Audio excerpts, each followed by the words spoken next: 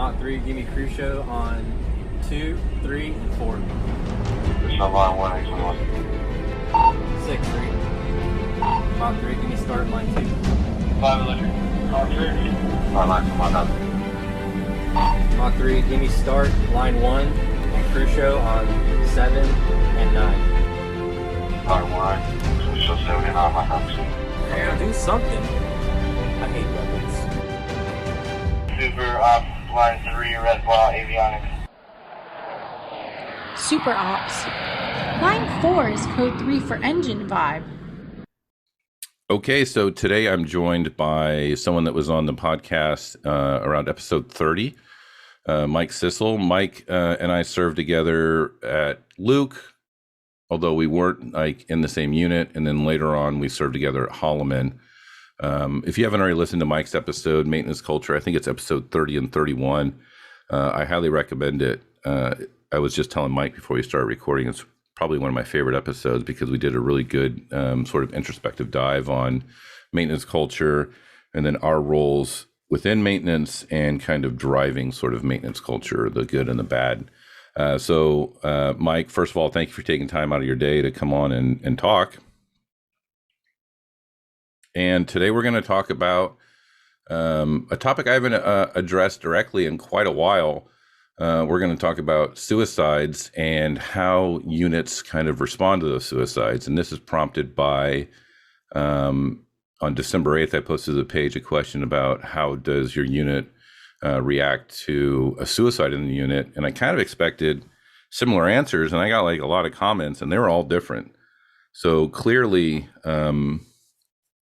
it's not as uniform as I thought. And then you kind of came into the comments and looked at it from another angle.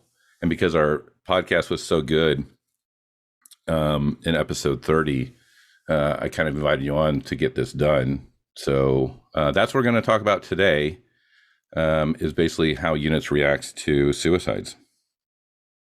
But before we start with that, I kind of want to give an update for those that have been following the suicide advocacy, as well as any new listeners that might have come to the podcast as well. So I guess let me lay out some of the things that have been going on.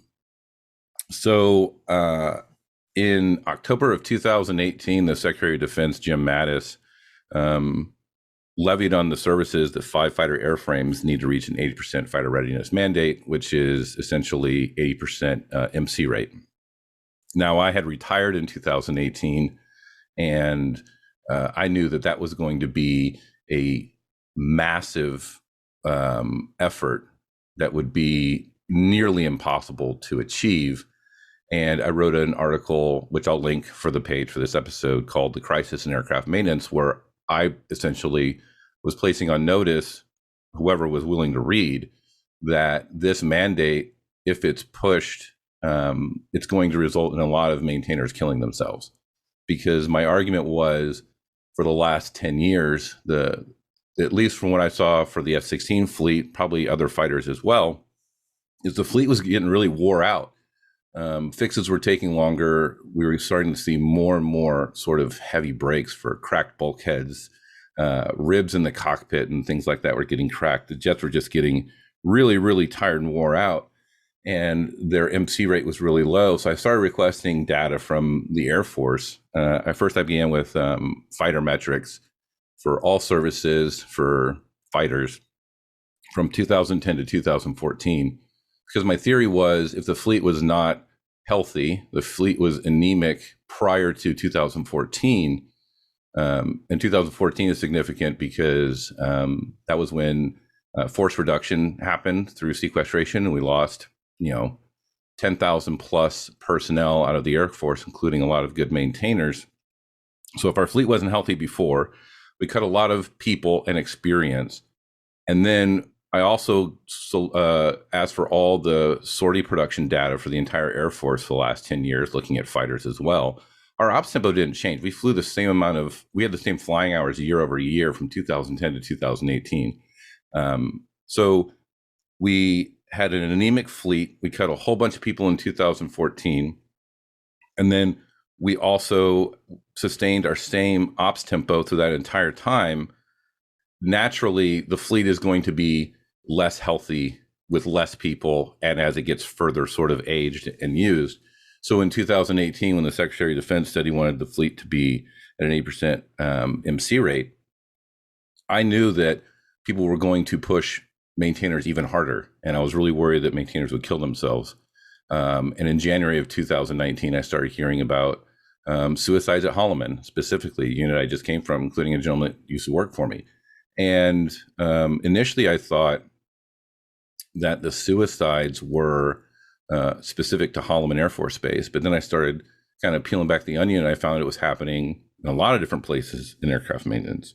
So in July of 2019, I did a FOIA request to the United States Air Force, to the Surgeon General and the Air Force A1, who's in charge of manpower. And I asked for suicide data by AFSC. If you're not familiar with AFSC, it's essentially the job code. You know, what jobs, I want to know what jobs were killing themselves, because I hypothesized, based on just kind of getting information from the field, that maintainers were killing themselves at a very high rate, an alarmingly high rate. In January of 2020, the Air Force finally came back and said, we do not track suicide data by AFSC.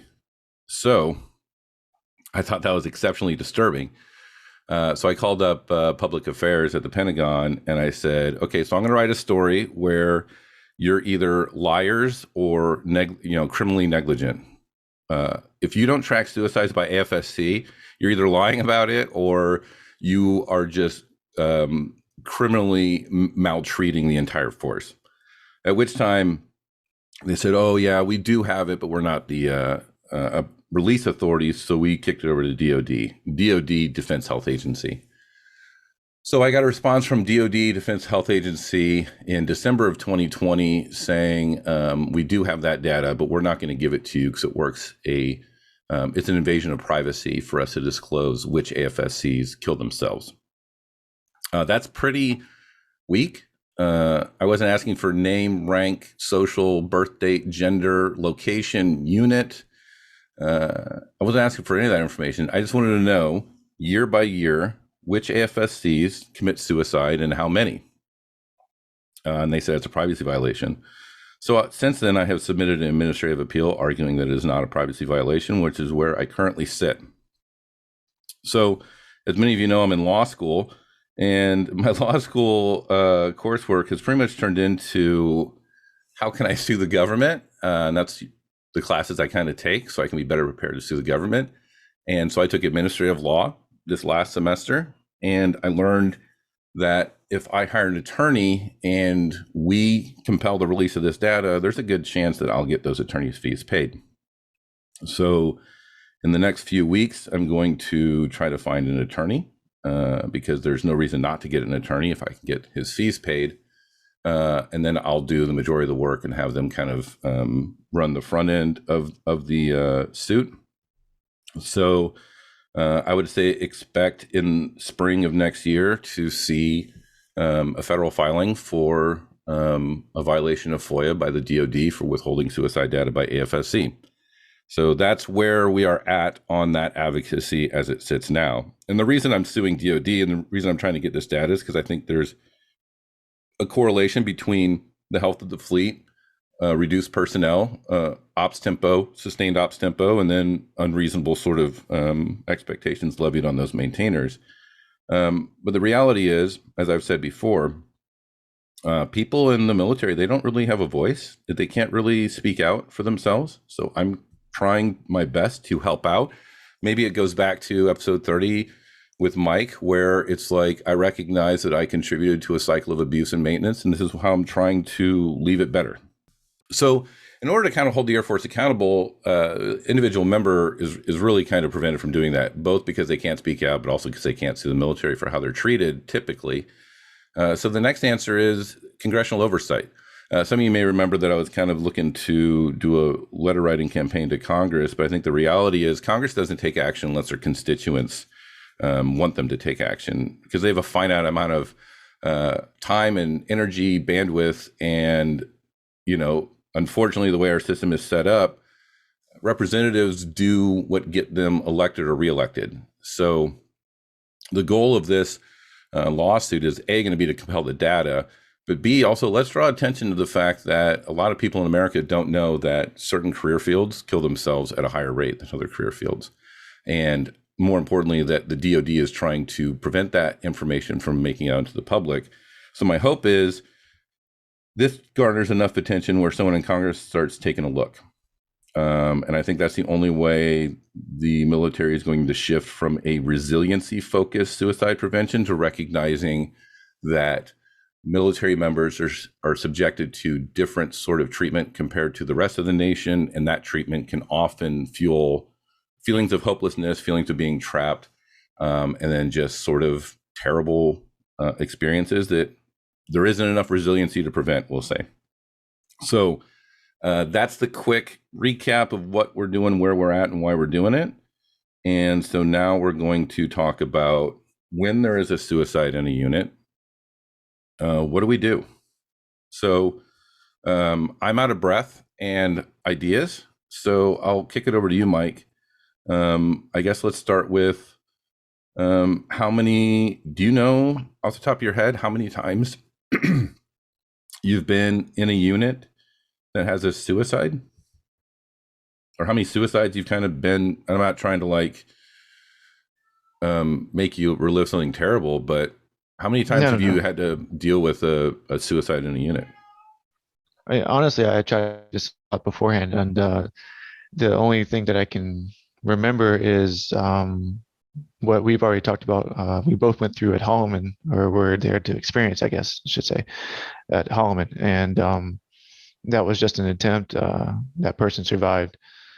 And I don't remember if maybe you remember what our AMU did at that moment, because I remember having to come in on a Saturday to be told, like, okay, well, what now?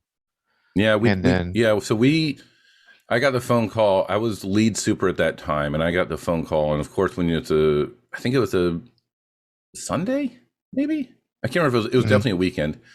And like when you're a lead pro super and you get the phone call that you need to come in, my knee-jerk reaction was it was maintenance related, right? I think my first question was, well, also at the exact same time, I was under investigation for a Privacy Act violation, like running concurrent with that. So my first reaction, as terrible as it sounds, was, do I need to come in uniform? Which is a good measure of what that recall is. So like if it's without uniform, you know that you're certainly not in trouble, but you know it's not maybe not necessarily as work related as you thought. If it is uniform, your next question is it ABUs or is it blues? Because that'll give you a better idea how much trouble you're in. So my first reaction was, what is it? Uniform is civilian clothes. It was civilian clothes. And we kind of came in and we all gathered in the break room. I think everybody wondered that question first. Yeah, probably. That's fair. So then it was, we kind of just had we had our squadron commander in there, and we had our AMU leadership in there, and we had a conversation about a suicide attempt. And I think, man, I kind of don't remember. I don't think we flew that Monday. I'm sure I didn't advocate for flying as a lead. I'm 99% sure I didn't. I'm sure I went to leadership with the idea of let's rearrange our schedule and make sure we get time off, because certainly at that point in my career, I was no longer a slave to the sortie god. But that's the only one I can vividly remember. So if you say we had a down day, I don't know. I couldn't remember if we did or didn't. I'm sure I've been around more in 10 years. But yeah, we had another one after that in the 311th. It was a gentleman who was an NCO, and he was in the section, and then he was out of the section he was doing like administrative work, and then he had hung out with a lot of the people in the section that Friday night, and then went home and had killed himself. And I saw email chain traffic that following Monday, because we flew, that Mhm. Monday. And I don't think we came in that weekend to discuss it, to talk about it, like we had done with the previous attempt that we kind of just went through. And we flew that Monday, and I saw some of the email traffic for that. And unfortunately, I don't have it anymore, and I don't remember the specifics, but I remember there was a conversation going back and forth between the group leadership and the squadron leadership down to the AMU leadership that I kind of saw in the email chain, where it was talking about whether we cancel flying or not. And ultimately, the message was, and I think it was outwardly conveyed by the squadron commander, I think they would rather just kind of work so they don't have to think about it. And then it shifted the onus that if you didn't feel you could work, you could go up to your expediter, pro super, or second chief and kind of ask for time to step away from work that day. Because that's a realistic possibility. Yeah, what do you think of that model?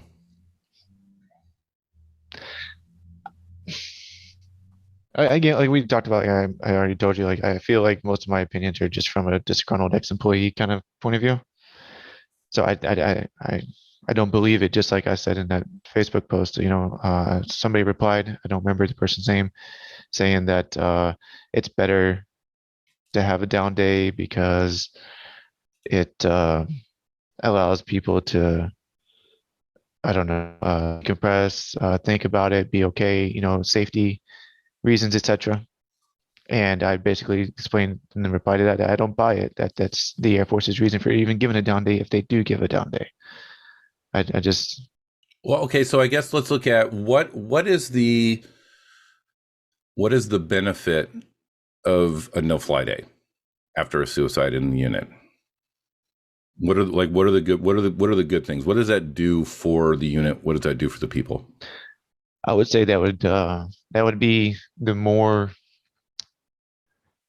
be more like the Air Force that I remember, like when I first came in, a more cohesive unit, you know what I mean? Looking out for each other. Because, I mean, being in the maintenance field, it's going to suck sometimes, right? Like that's never going to go away. It doesn't have to suck all the time. It doesn't have to suck as much as possible all the time. And there's ways to make it not suck, like looking out for each other, working as a team. You know what I mean? You feel like you have each other's back, and that's what a down day I think would do. And that's what that person argued, and I agree, right? Like you're looking out for each other. You want to make sure everybody's okay. You should talk about what's happened. Nobody should say, "Oh, they don't want to." Okay, let's let them work it out. Then it just doesn't make sense. But have you ever had like been at work and your mind just isn't there? Trying to think on a specific occurrence it's kind of difficult. This is years ago in the Air Force, but I've explained, I think in the previous podcast, that my time at Luke was my second tour at Luke was by far one of the worst I ever experienced. It was where I felt like we were worked the most, cared about the least. And I could just remember just going in with a foggy mind of thinking, okay, let's do this. Let's go on autopilot for 12 hours because I know I'm going to be here for 12 hours. And yeah, that's what's going to happen. So I feel like I was switching to the autopilot mode. I mean, so if you, like in the scenario that I gave, where it was a coworker was hanging out with section people on a Friday, goes home and kills himself, I don't see how I wouldn't be dwelling on that. Of course. As a member of the unit, but B, as someone that was with him that night, because your mind's naturally going to go to, what could I have done? What were the signs? Did he say anything? Should I, or how about, we're all, I wouldn't say we're all, many of us are walking around exhibiting signs of like emotional and mental distress in maintenance, essentially all the time.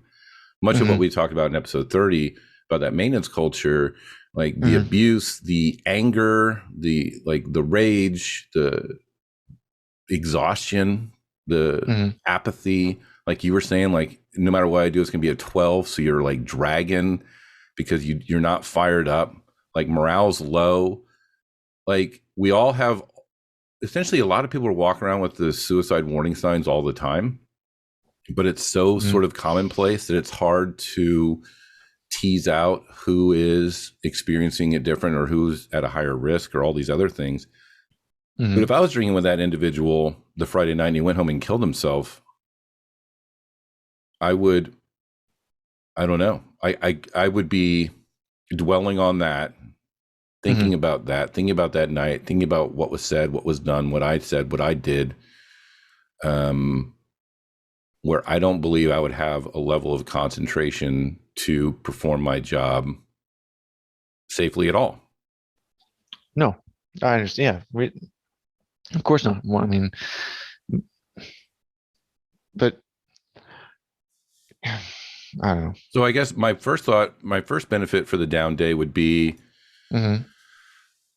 you're at least giving people a chance to like decompress and sit with this new information without trying to compete cognitively to get them to work an impound or to launch out a jet, to work EOR, all these things. Like you're working around, as we talked about, you're working around like a human blender all the fucking time. Like, I don't want my people to be more distracted than what's necessary for them to do their job. And it's not like it's one or two, it's the whole unit.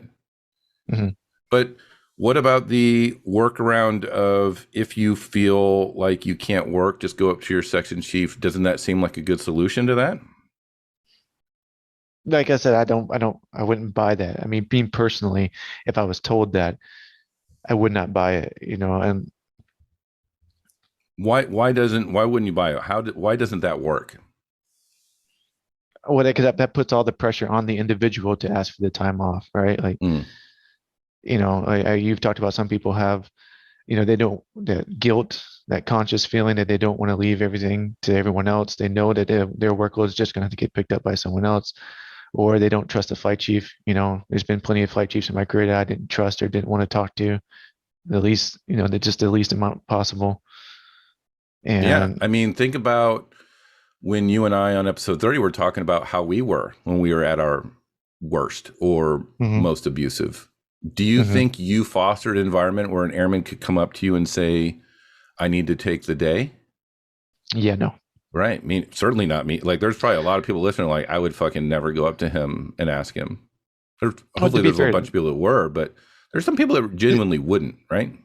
Yeah, there's some people. I was gonna say, I mean, to be fair, there were people that I got along with and that liked me as well. Sure. But yeah, I would think that especially the individual we talked about, and those who I probably treated similarly, no. Yep. So if you kind of touched on there's some guilt with leaving, like very often if a single person has an appointment in the morning, like they're working swing shift or something and they have an appointment in the morning, there's a bit of guilt with leaving, but also like a relief that you're not there. Like it's this weird sort of, you're holding two polar opposites sort of feelings. It's like glee and remorse that you're leaving, right? And the idea is, how much work there is, and you know how few people there are, and these are people that you struggle with day in and day out to get it done, and you rely on each other. And if you leave, you're pulling a valuable, especially when we're talking like 7-level, engine run, Red X, all those things, you're losing a valuable sort of resource, and you're burden shifting to the rest of your peers. And that's with you just having an appointment. Now, how does it feel when everyone in your shop or everyone in your unit has experienced a suicide? It's not like you are unhealthy and they are, and you're leaving for a medical sort of thing. Your burden, if you wave the flag and say, I need time, you're burden shifting to people that are going through essentially the same thing you are. And if they can persist, is the perception that you can persist. Yeah, I was going to say that, like, how many individuals get to go and ask then if it's not the whole AMU? And it really shouldn't be any individuals, because if the idea is to show that the squadron cares, right? and they care about the entire AMU. And then the suicide should be a surprise. It should not be a regularity or um, anything to be minusculely expected, Yep. right? So yeah, the entire AMU should be like, okay, let's take a step back. How are we as a group now? If one person is feeling like this, is it an anomaly? Is it something they're going through personally? Because those are possible. I wouldn't want to blame all suicides in our career field on our career culture. Mm-hmm. Statistically, that can't be true. Right.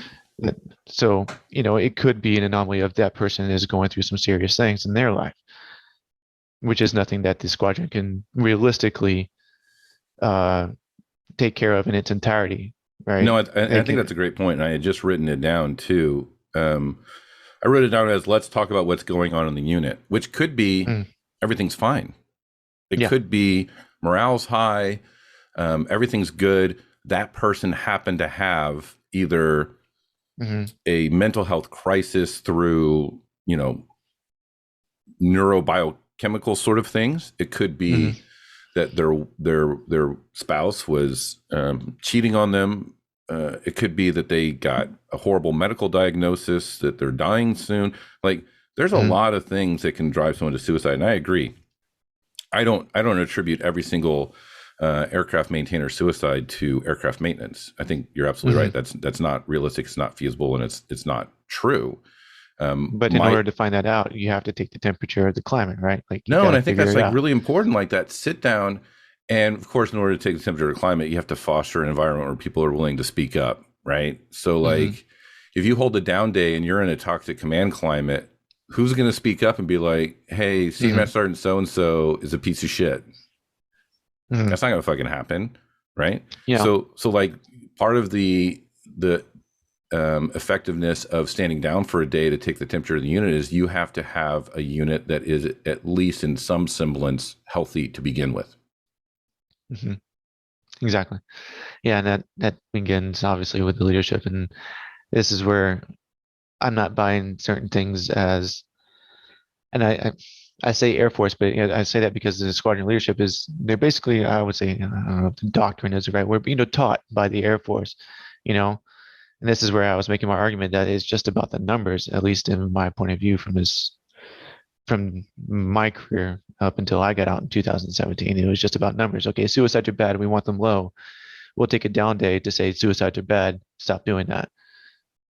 We want sorties to be high. We'll take time to make sure we tell them fix jets. We want sorties high. But as far as digging deep into the problem of why this is happening or why that's not happening, um, I didn't see that, or I don't think these things are realistically going towards that goal. And it brings me to another thought I had written down. By holding a down day and really kind of giving people space to work through it, to talk about it, it also signifies that someone killing themselves, it's not Hmm. normal. It's not like the cost of business. It's not a sort of predetermined side effect of our job, our industry, or anything else, right? Like you're Hmm. saying, we need to take a moment because something abnormal has happened, and we need to address it. Exactly. I was actually going to bring up a point. It may seem random, but I feel like it's connected, and it's not to compare directly to the two, but we're talking about suicides as a consequence of maintenance culture. But I was wondering, or I started thinking about what is like a next levels down, maybe depending on who you are. I won't try and compare it like that. I'll just say the next serious consequence of our maintenance culture, and I would think it's DUIs is what Oh I'm trying yeah. to get to. You know, so some people may feel like suicides are a way out. Some people want to just go out and party and not care about the consequences. The end result is just somebody doing something they shouldn't feel the need to do. You know. Well, and I man, I got some serious fucking phlegm today. I would really love to see, and I might, I don't think I don't even know how I'd word this FOIA request, but I'd really love to see a correlation between ARIs, DUIs by AFSC by suicide rate, because I mean, it's not a secret that a lot of people drink to cope with like a horrible situation, like not situation like in that moment, but like when you feel trapped or hopeless, a lot of times alcohol will numb that. And never mind the fact that alcohol in the military and certainly alcohol in maintenance is glorified through official events, informal events. Very often, alcohol is kind of integral to that engagement. But I would be really interested to see ARIs by AFSC. I wonder if those trend with suicides by AFSC. And then let's also look at non-judicial punishments and things, administrative separations. Like, I think there's a really good way to take the temperature of a career field where you can draw together these different data points. And obviously I'm certainly no fucking scientist, right? But like, if you see things trending similarly and at the same sort of time intervals where people are drinking more, people are getting more DUIs, people are cutting more corners, they're getting more non-judicials, they're failing PT tests, which indicates to me that they don't have time or motivation to work out. Mental health referrals. Like, I found out at one particular base, which I won't say, that aircraft maintenance accounted, I think the maintenance group accounted for less than a quarter of the base population, and they were more than like 55% of the mental health referrals. And that feels like that's a really fucking important metric. And, again, if I was SecAF for a day and I had all of this information that I could just pull and get, I think you would be hard pressed not to see or not to be able to identify multiple sorts of data points that point to what people in a specific career field are experiencing or what the temperature of that career field is. Yeah, my point exactly. And to touch on some things you just said, like the way we use alcohol and not necessarily just glorify it, but it's almost a crutch for, I would say, our career focus, like we talked about in previous episodes, of how hardened we are by the toxicity and things like that. It really clamps us up. And alcohol becomes an almost necessary crutch for as a social lubricant to be able to even talk slightly about what's going on. Yep. But then at the same time, I would venture out and guess that suicides have, or most suicides have, alcohol involved. So, which is, and I think that goes to my frustration. I think very often, so I talked to a gentleman that worked OSI a long time ago, and he said whenever there's a suicide, OSI does investigate, but their investigation is essentially to determine, was it a homicide or was it a suicide? Once it's determined it's a suicide, OSI is like, okay, there's no evidence of criminal things here, so OSI kind of walks away. And very often with a suicide, again, unfortunately, I'm not involved in these things of like crafting how the investigation is done. I think it's a real super, like, there's a suicide note that talks about your wife leaving. I think it's just, okay, that's relationship problems. But is your wife leaving because you got a DUI? Is your wife leaving because you drink all the time? Is your wife leaving because you work 13 hours a day, 5 days a week? You're weekend duty every third weekend. Someone gave you an anger ball at work and you carried that anger ball home and anger dumped to your wife and kids or to the neighbor, and you're just insufferable to fucking be around because you can't, through what we talk about with military bearing, you can't express yourself at work. You might not be well adapted to expressing your emotions anyway at work. You're allowed to be yelled at, but you can't do any yelling up, even if they are being abusive or toxic or they're wrong or they're immoral. There's no outlet there. Like, yeah, the suicide note might say my wife left me. And I really think that's where the Air Force stops, because it's a very easy and clean explanation for why this guy committed suicide. But if we aren't recognizing, and this is where I agree that aircraft maintenance does not cause every single suicide, but aircraft maintenance culture is what the Air Force can't control.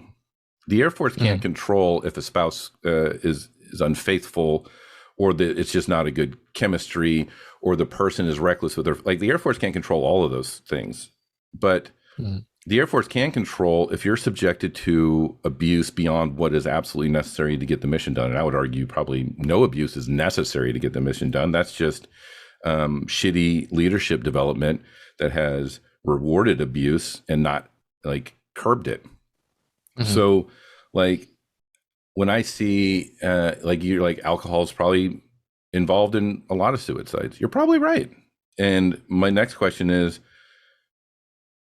there a reason that person is drinking so much? And have we contributed to that person drinking a lot? And I think most maintainers would probably say yes. Yeah.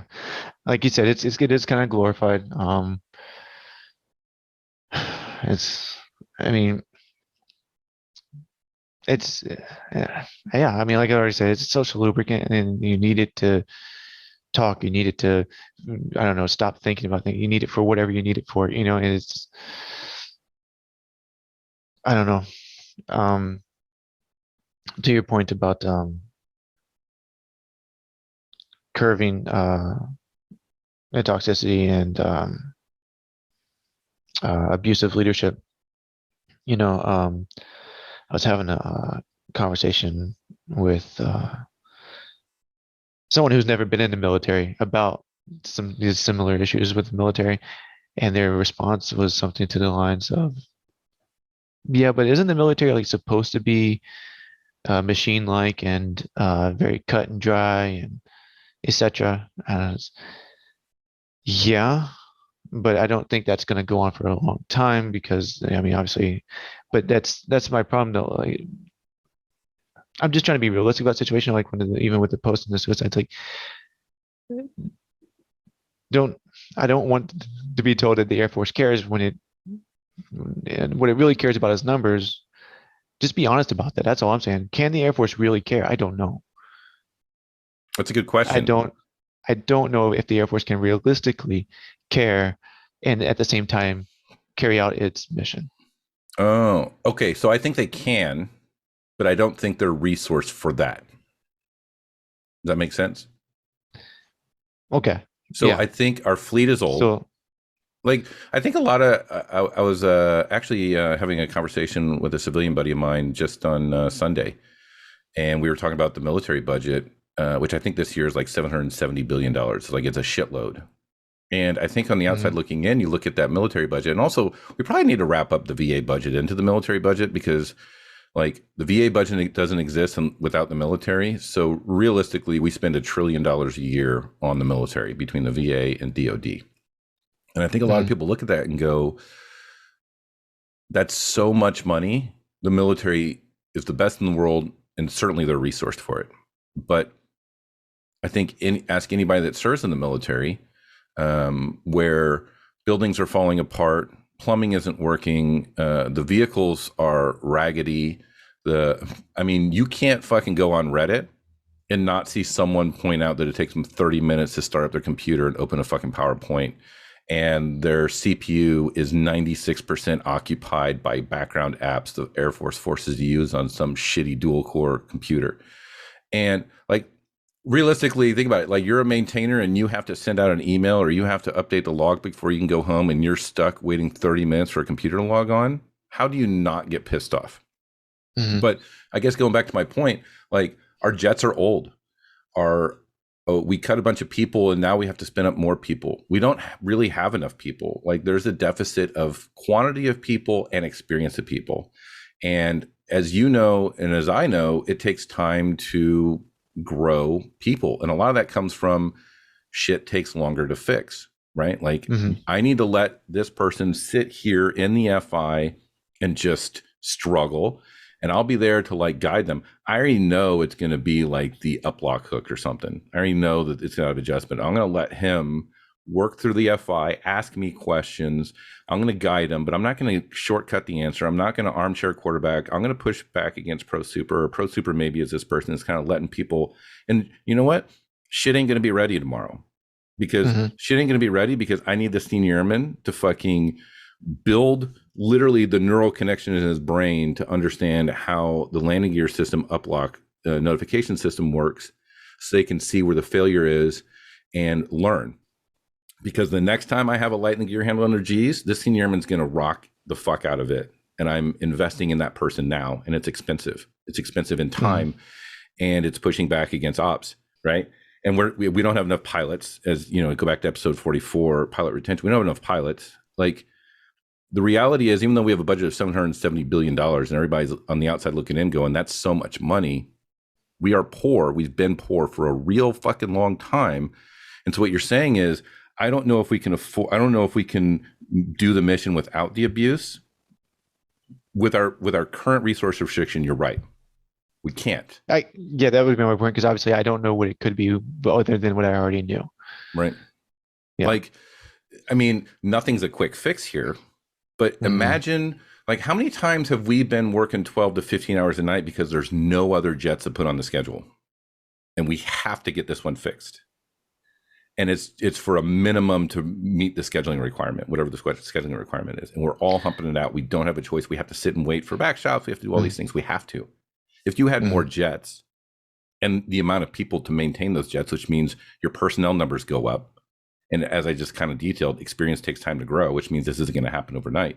But let's say we had more iron, more people, more experience, or the jet that's broke, it's off the schedule, and you can leave that senior airman on it, and now you don't have to worry about it impacting your schedule. So the reality is, you can have a system that is not abusive or is much less abusive and still get the mission done. It's not going to happen overnight, but you can do it, but it's more expensive, which really is the nuts and bolts of this, which goes back to what your point was. The Air Force cares about the numbers. What is the average American's what is the acceptable amount of suicides in order to have the DoD budget where it's at? That's probably the simplest argument you can make, that the less resources you have, the more abuse is going to creep into the system, because you are trying to, make miracles happen, and suicides are going to go up in order to reach certain standards. And I wonder if the lack of down days is, one of the things I pointed out with the down day signifies is this is not normal. Maybe it is. Maybe it is normal. I don't know. This I don't know if this is too off topic, but this whole thing reminds me of probably was talked about a lot when you were coming into. Maybe this was when you were already in. Do you remember the most famous crew chief suicide that I can think of or remember is when it was being taught to me during tech school, was that F-15 situation where the guy did the installed the control cables. Yep, backwards or inversed. Yep. And the major was trying to take off. He pulled back and it basically rolled his jet into the ground and killed the pilot. Yeah. And there was two maintainers that did it. And I think, if I remember correctly, the part could be installed either way, and there wasn't any there was no tech data to say. There wasn't like clear markings. I think there was a very sort of nuanced way to identify which way it was supposed to go in. Hopefully my F-15 guys kind of weigh into the comments here and help us dumb F-16 guys figure out the nuance there. But I think there was a very slight variation between how it could be installed, but it wasn't like explicit. And he installed it backwards. The pilot went to take off and the jet rolled. And obviously you can't inject when you're 10 feet off the ground and inverted, so it crushed the pilot and killed him. And yeah, not to interrupt your story, but the maintainer that installed it killed himself. Yeah, but what I remember from the story is one that maybe I'm getting it wrong. I don't know. I was never on F-15s, but there was just no way, like, unless you marked them before you took them off, there was no way to know where they went. But maybe I'm remembering it wrong. And then also that he didn't just commit suicide because he felt bad about it, but obviously he felt bad about the pilot's death. But there was a lot of pressure put on him that he did wrong and that he was at fault and that, and I remember like I just remember the note that supposedly he left that like I was not at fault. Something I'm paraphrasing, obviously. No, and I think certainly any maintainer knows that when there's a mishap, um, when there's a mishap, very often the focus gets on the individual Hmm. because if there is a systemic problem, Hmm. it implicates leadership. If if there is not a systemic problem and that person violated norms, tech data, or anything else, then that's an individual problem, and everyone in their chain above can like wipe their hands of responsibility and go, "This person was an outlier; it's their fault." So that is the undercurrent for mishap investigation in the military. The almost the first knee jerk reaction for an investigation is to look at, and in fairness, human factors are a lot of the reasons why those things happen. Hmm. Um, but the magnifying glass of that investigation, the accusations, and I think fundamentally it feels biased against the individual, that they are they I think very often they feel like they're a scapegoat, or they are being targeted in the investigation to find a quick resolution. Yeah. And this goes to what I was talking to you about, what was it, a few weeks, maybe a few months ago? Like, I feel like maybe, yeah, crew chiefs are just used as scapegoats for anything that goes wrong. I think frequently, yeah. So I want to get back to the post suicide AMU reactions. Okay. I guess what would be the benefits of continuing operations as normal? Continuing operations as normal. Like you don't cancel flying. Like someone commits suicide on a Friday and Monday you're flying. Hmm. What are the benefits of that? It's a tough devil's advocate I'm giving you, huh? Yeah, I can't, I can try to play that. I don't mind it. It's just Go ahead. the I mean, only, I have the only, some. the only benefit I can think of is if the AMU is like they assume it is to be. They rather work, they rather do that. Then yeah, it would be a benefit, right? But So I find that hard to believe that what if the majority of people are like that. the unit's like super behind on flying, and suicide or not, if they take a down day or not, it's just going to be Hmm. made up on a surge, a trip turn, a to go Friday, a weekend flying, whatever. Hmm. But what kind of squadron are we talking about here? Are we Well, talking about an AATC yeah, squadron? Because most of the time training can be I'm talking done about, on any other day. yeah, most of the time I'm talking about ATC, but even if we kick it out to a CAF unit, if you have a real world commitment, like, but I also think there's a radically different sort of mindset here. Maybe I think it's really good you pointed that out, because it certainly called out my training unit and bias. I mean, in I fairness, mean, like I was in training it for a really long time, so that's a lens I view a lot of these things through. But I think but you'd then be hard pressed that if you had a suicide in the unit and come the next flying day and you're in a CAF unit, either USAFE, PACAF, or downrange. I mean, not Afghanistan anymore because we're not there anymore, but wherever downrange. And you need to employ air power to support ground forces engaged in kinetic activity. Like, you'd be hard pressed to find somebody to go, I don't want to work because we had a suicide, because the whole point is you're trying to prevent more death, or yeah, I mean you're that trying to facilitate the correct death, as terrible as that sounds. that was my point with the AETC base because all flying at AETC is going to be training. But even if you go to USAFE, PACAF, all these other active bases, unless that flying mission is literally to support actual operations, I don't see the point of still flying. I mean, there's still a lot of training flying or research flying, just keeping the hours on the pilots flying that goes on at those bases, and it doesn't necessarily need to happen, right? And Like I agree. So that can happen tomorrow. It can happen in the afternoon. It can, you know, this is where the number chasing comes in. And I mean, if you ask me, there's no other reason to press forward with something like that You know, unless you just want to I think it's a keep good point. the. And I'm kind of surprised a pilot would want to fly in You a think they jet know? the next day after a suicide. You think they know? They think they know there's, I promise you, in that scenario, I promise you that ops knew a maintainer had killed himself that Friday and his coworkers were going to be doing the maintenance on their jets that day. I promise you, they knew that. Hmm.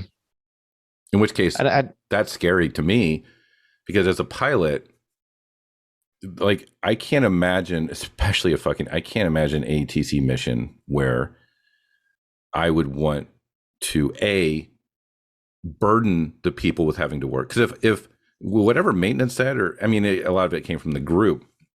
If ops turned around and said, we're not flying because A, we don't feel safe, but B, we need to give those guys time. I think the ops group or the group at the time would have been like, okay, well, I guess we're turning this shit off. There had to have been ops buy-in for that day to be a flying day. And I don't know what operator would think that. I don't know. I mean, if your suggestion is correct, I always assumed the pilots never knew. Honestly, I think that is disturbing. They showed no sign of knowing. They showed no sign of knowing. I know for a fact they knew for the one that we got called in on the weekend, the attempt, and I know for a fact they knew for the successful one because I saw the email traffic between group and AMXS and AMU leadership. And I don't know if any pilots listen. We'll see. I might reach out to a couple and just ask the question. I promise you, I have no doubt. I would bet many things on it. If a maintainer in the AMU kills himself, I promise you the DO and the squadron commander of the op squadron, the flying squadron, I promise you they know. They know within the first hour of all the notifications, for fucking sure. No doubt. Every time. I'm not talking about just like maybe commanders, okay, sure, but like the actual like all the pilots. Yeah, maybe not briefed. That's a good point. Maybe not the one stepping out of the jet, but I would like, and I'll ask. I'm going to reach out to a couple DOs that I know and ask the question. I would be mortified if there was a suicide in the AMU and the DO and the fighter squadron leadership didn't turn to every fucking pilot during their initial briefing phase and let them know, because there needs to, like, I refuse to ever imagine a scenario where they don't know. I would literally, I can't even fathom that, because they should be telling their pilots, you need to go easy on them. Don't nitpick write-ups. Give them a lot of space. Check on them.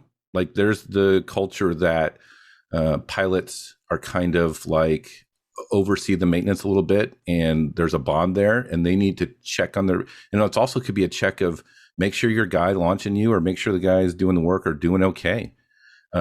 There had to have been, I would be distraught if I learned that, especially that suicide on the 311th I'm thinking of, where we still flew that Monday, that the fighter squadron leadership knew and they didn't tell every single pilot flying that day. Maybe. I don't know.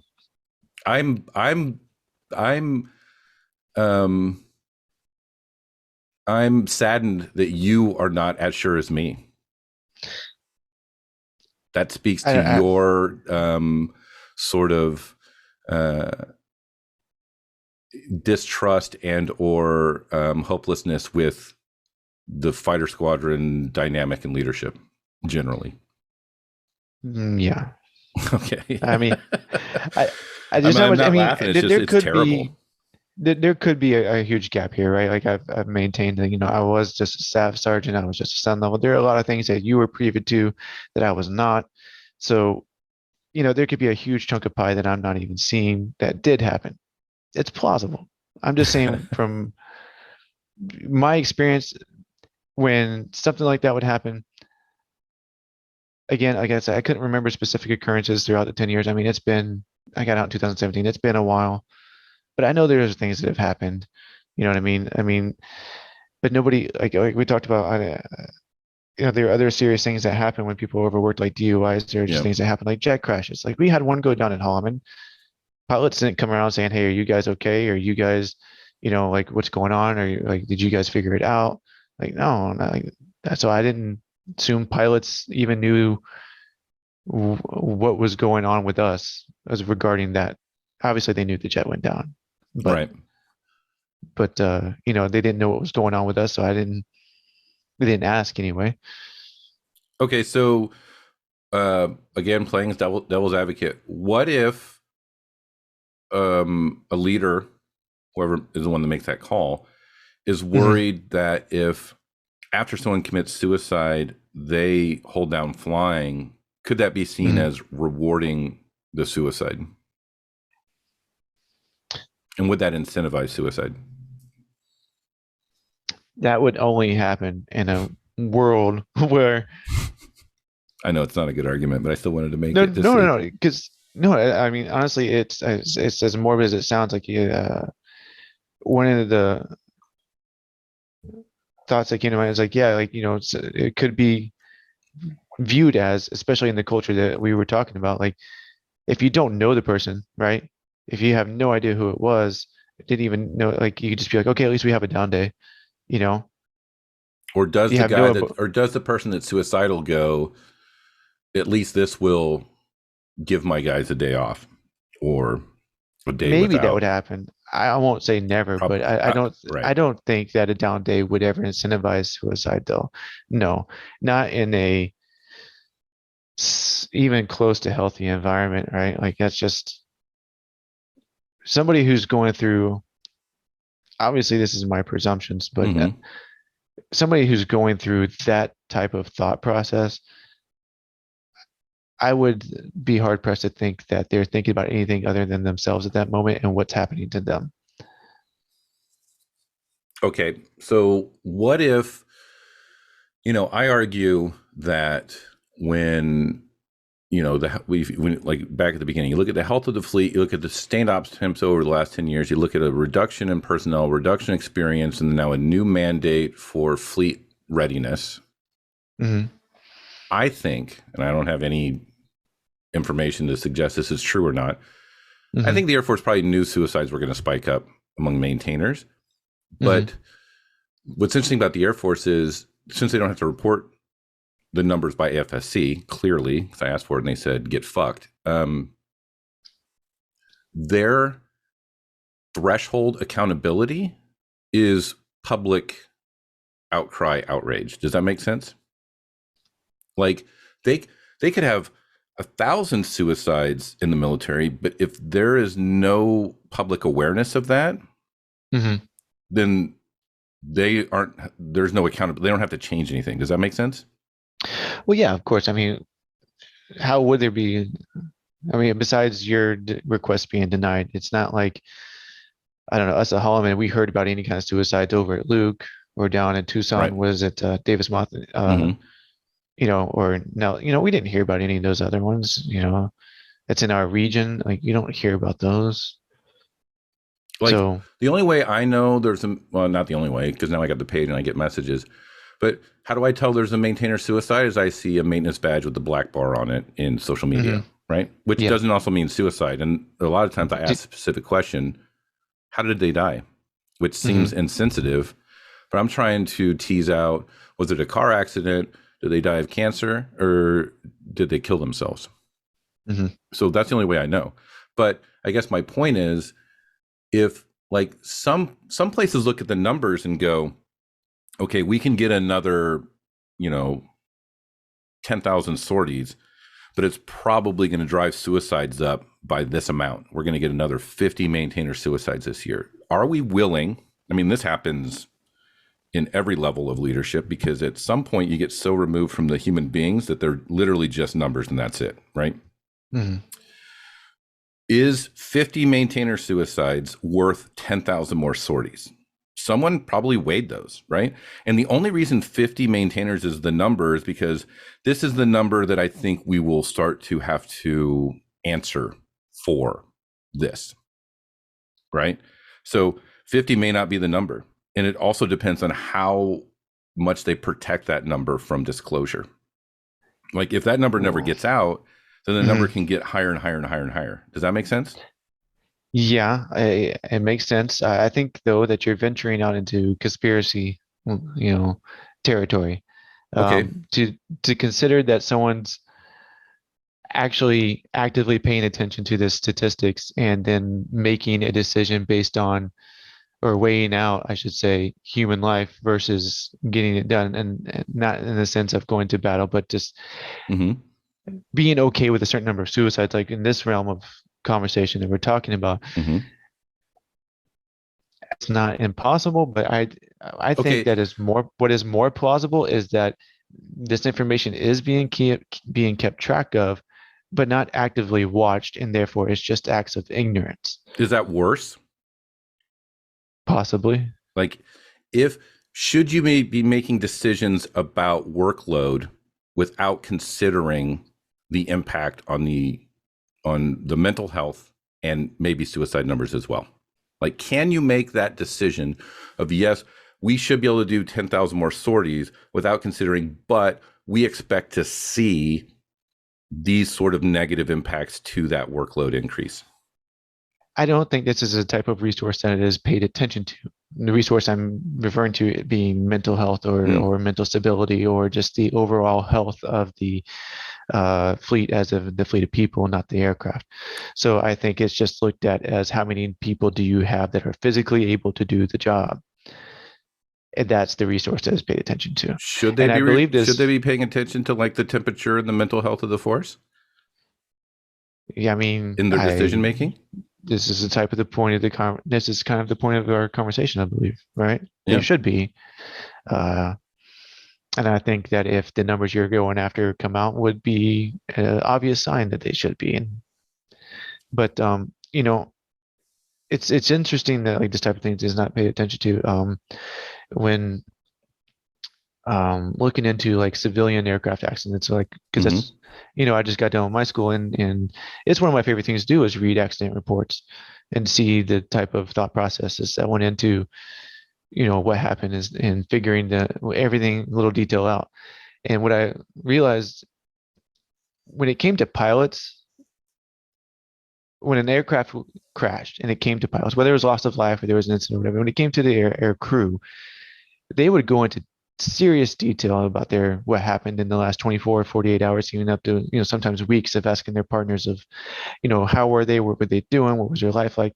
And then they'll go into detail to like what they had to eat that morning, like some serious details. But as far as like when it came to explaining details about the maintenance activities, because this is obviously the accidents that I looked into, but the majority of the times was maintenance, accidents caused by maintenance practices. And when it came down to maintenance, they rarely talked about the individual in detail. Besides the specific actions that they took, it talked majorly about the maintenance organization and its general practices, if it had anything going on previously. But as far as the individual, like what shift were they working, what kind of mental state were they in, what kind of situation in life were they going through, were they competent in the job? I think that's a great point, and I'm going to do a quick detour to tell a very quick story and kind of tie it in. In 2013, I was firing on like more cylinders and professional cylinders than I realized I had, and I volunteered to be the point of contact for the military heritage performers for the air show in 2013. And most air shows are, the primary POCs are all pilots coordinating with the performers. And then the maintainers for the performers have to like run through their ops person, their pilot, and then that pilot talks to the military pilot, and then the military pilot tells me as a maintainer, this is what they need. Like, that's stupid. It should be, give me the POC for their maintenance, and I will talk to them directly and make sure everything's done. But we don't do it that way.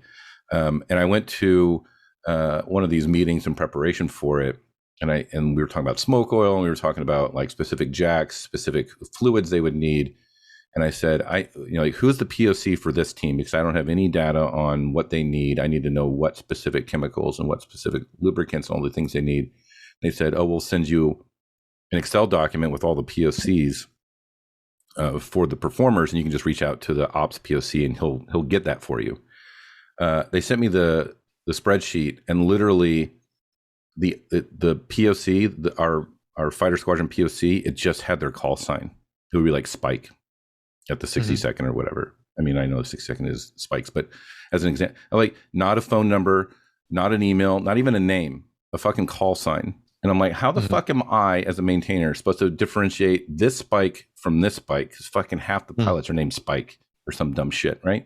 Like, and this is what happens when you have a process that is dominated by non-subject matter experts like ops. And I think when you're talking about accident reports, certainly in the military, I know a lot less about the civilian sector, because when I left the military, I was like, I'm not doing aircraft anymore. But I think, like, you're talking about, what did the pilot do for the 2 weeks leading up to it? What was their diet? What medication were they taking? What was their state of mind? Let's talk to people that interacted with the last 2 weeks. How were they doing?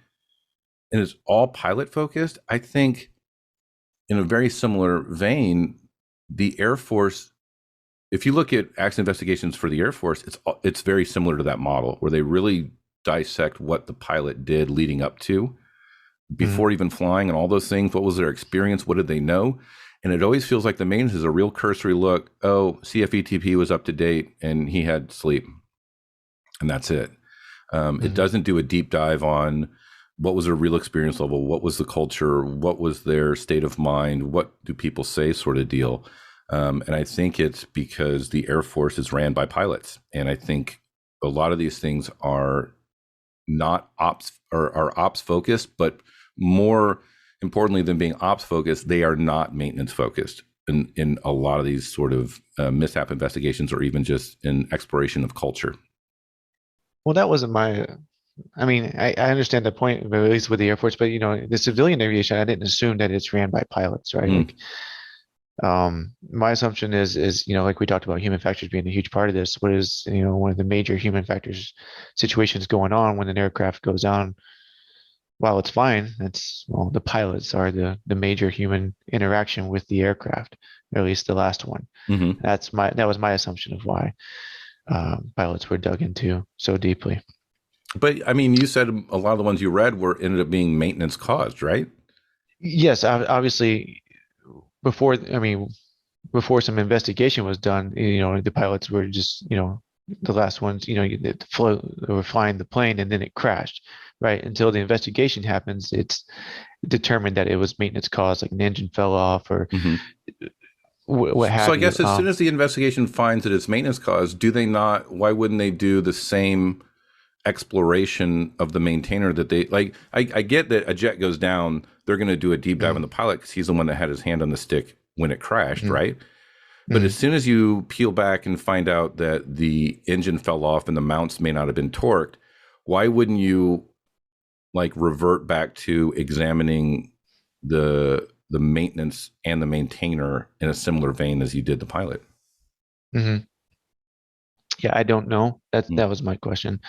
Yeah, I don't have an answer.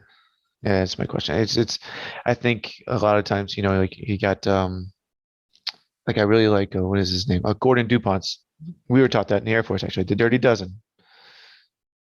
You remember the Dirty Dozen? Refresh 12, my memory.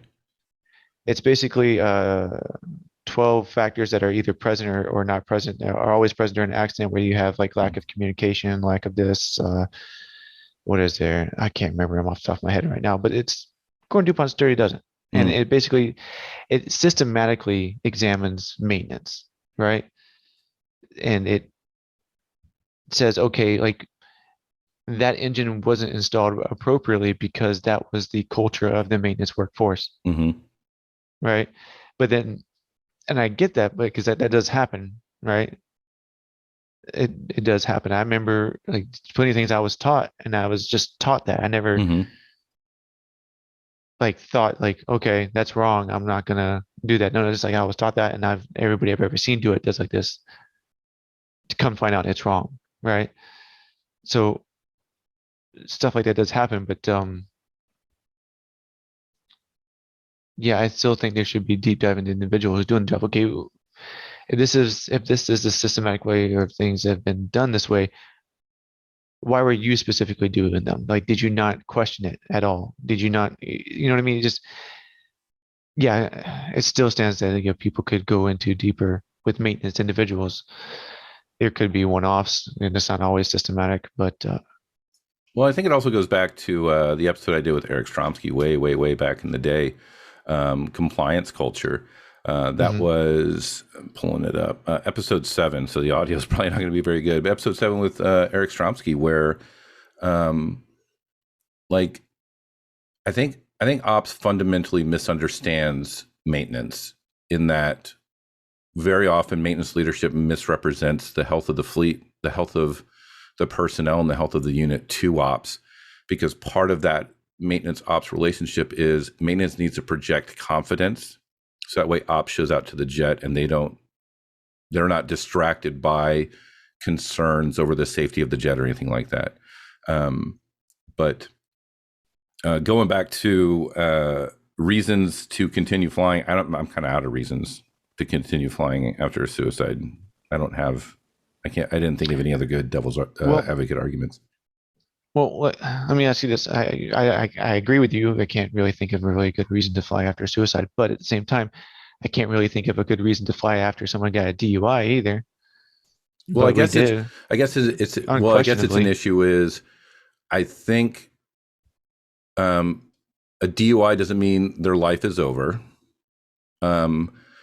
Typically with a DUI, other people don't necessarily feel responsible or doubt. Like, I mean, if I'm at a party and somebody is drinking and I don't take their keys and they go out and get a DUI, do I have some responsibility there? Especially if I saw that they were drunk, maybe. But well, the airport's definitely pushed that on us enough, right? Right. There was actually there was incidences where if somebody was sober, was sitting in the passenger seat while somebody else was getting a DUI, that sober person would get like LOR, UIF, or Article 15 for something. But I guess my point is, like, a whole unit, well, I mean, like a DUI or some adverse action, it's not life ending. Like, I think it's not a good comparison to say, should the unit stop flying when there's a DUI? There is not a evolutionary mechanism in our existence as humans that registers a DUI where no one gets hurt. Like, literally, you're like rolling along, you roll through the gate and you blow a 0.8, even though you've been driving fine. Like, there's not an evolutionary mechanism to trigger like deep primal response to someone gets a DUI without any harm. No, right. And again, I was not trying to make a comparison in the seriousness of events, right? Just that the uptick in both of those things happen is what do we talk about? How do we explain it? Like they run together, they correlate, right? They correlate as in they both increase when shit's getting bad, right? And so,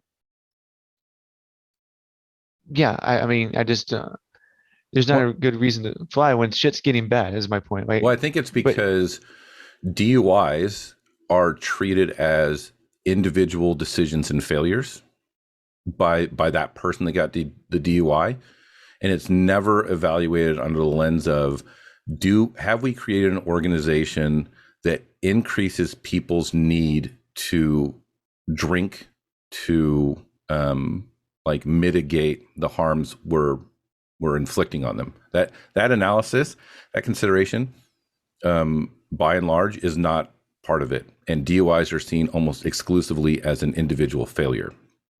The most you'll see a suicide addressed is you do mass punishment and drag everybody in their blues and line them all up and yell at them because someone else got a DUI, which is like the inverse of holding flying down to talk about it.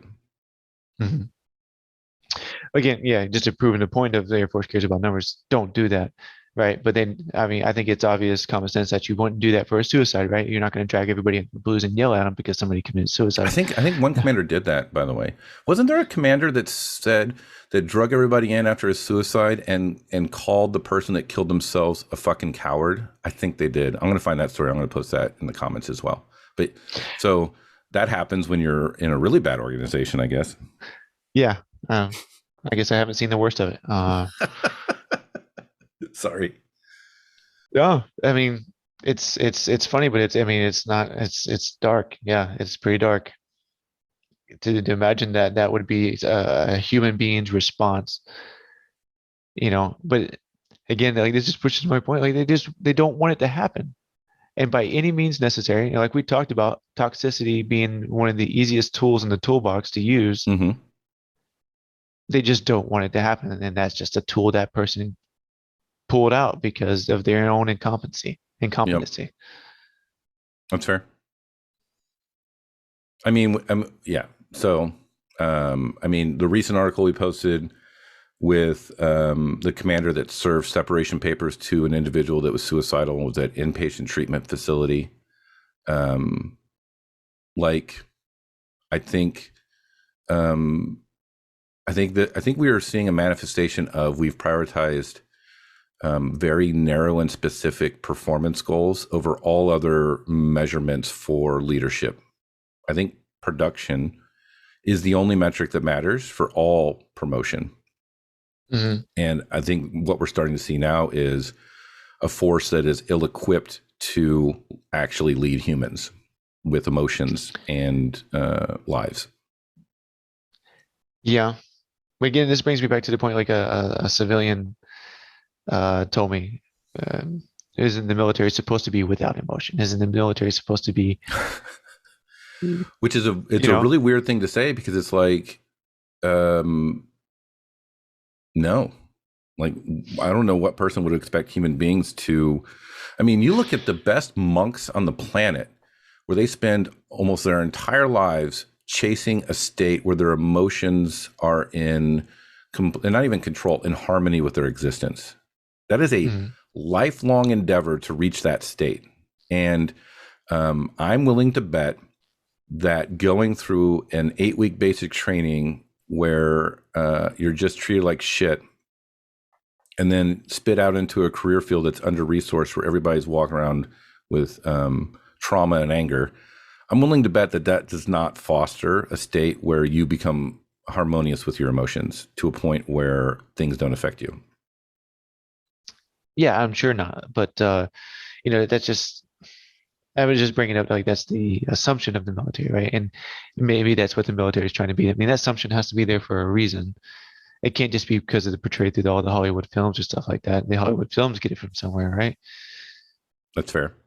And just kind of the final point on this conversation, because we're at like an hour and a half, it's time to wrap up. But, the military's response to suicide is almost exclusively resiliency, mental health, treatment, trying to eliminate mental health stigma. The idea is toughening up, which, I mean, that's a good thing. Like, you can't be like an eggshell sort of maintainer. You need to be like mentally tough, emotionally resilient. Like, that's important. That's only one half of the argument, though. The other half is let's create an environment that is not toxic and abusive where we can, which goes back to your other point of, I don't know if we can afford it. And the answer is we just need a resource for it. But, the Air Force also has said, DOD and Air Force specifically has said multiple times that, the increase in suicides in the Air Force is part of a national trend, that somehow mental health in America or people in America are more suicidal now or more prone to suicide now than before.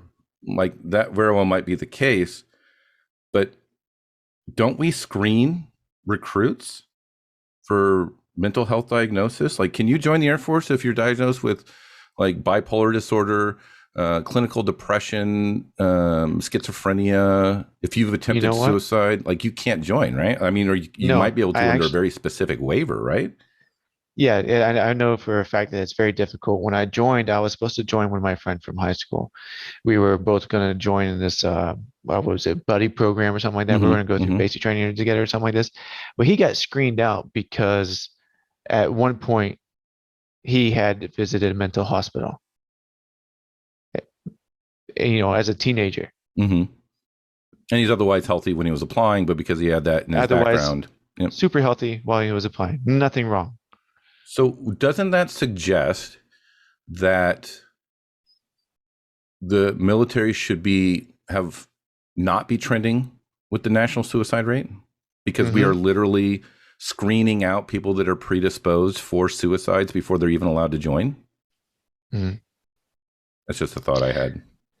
I know. I mean, to try and throw a bone out, like we talked about last time, I do think that the Air Force has got something going for itself when it talks about the 4 pillars of health.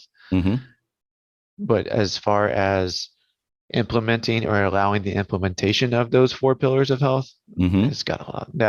Which goes back to the whole point about resources. Like the 4 pillars is great. I didn't, I agree. We both agree that the 4 pillars: physical, mental, emotional, and spiritual. It's physical, emotional, social, and spiritual. Oh fuck! I can't believe. Was it mental, emotional? Yeah. I think it was. Those are all great. Those, like working out, getting those endorphins going, having like good blood, like all those things are great. Having a purpose spiritually, either if you're agnostic or even atheist, just believing that humanity is going to get better. Like you pick it. Those are all great. And it goes back to, we need to be resourced where a maintainer can go to mental health and get an appointment and then go to the gym on work hours and have their, sort of religious beliefs, respected and incorporated into all, like those are all great things, but we, like you said, we just don't do them. Anyway. So Mike, if you were SecAF for a day or a week, what would you do? Put my feet on a desk. Okay. You can do that now if you want. Do you remember at Holloman there being I think it was at Luke too, but it was definitely swept under the rug. But at Holloman, it was actually, as in the first place I saw it actually implemented, where they wouldn't work as past 10 hours unless commander approved or something like this. Like it couldn't just be lead super's discretion. It had to go above their head. It had to be an actual seriously approved thing to work any shift past 12 hours or past 10 hours, excuse me. I would make that Air Force wide and I would crank it. I would make that Air Force wide as far as like we talked about, mission oriented, like actual on the ground operations oriented missions. I would take that down to 8 hours. Crew chiefs don't work past 8 hours. There's not a reason to. We did, I think it was at Holloman for a little bit, probably at Luke too. I'll go one step further. We had 3 shift operations of full shifts, 8 hours. That's what I'm saying, just 8 hours. Yeah, you had like 12 or 14 people on mids, 12 or 14 people on days, 12 or 14 people on swings. I think the numbers were a little bit higher, but it's like... That's a pretty fast mid shift, but okay. But it was not mid shift for servicing. There was a servicing component, but they're also going to just take over maintenance, and your swing shift's going to go home in 8 hours no matter what. And mid shift is now going to take all of this. I like it, yeah. Yeah, that's what happens when you're resourced, by the way. You literally have enough people to have a work-life balance, and you aren't, also like think about how different that culture changes. Like how much of the pressure of cutting corners is because it's like there's not enough time to do it, or you're going to work 14 hours if you do it the right way. Probably a lot. That's probably a conversation for another day. But I agree with you. If I was SecAF for a day or a week or whatever, I would probably push for full 3 shifts across the 24-hour window is what I would do, which would require, money, which goes back to my point. Yeah. Okay. Mike, well, thank you very much for joining me, especially on short notice. The podcast changed from weekly episodes to whenever I had content that I believed was necessary for an episode. And certainly how units react to suicides is a I think, a very important conversation to have, and I really appreciate you joining me for it. And also, much like the last episode, if you think of more stuff and you want to come back around and talk more, absolutely welcome to as well. I appreciate it. All right. Well, other than that, I think that's it. And I got to figure out how to re-engineer this podcast audio now. But adios.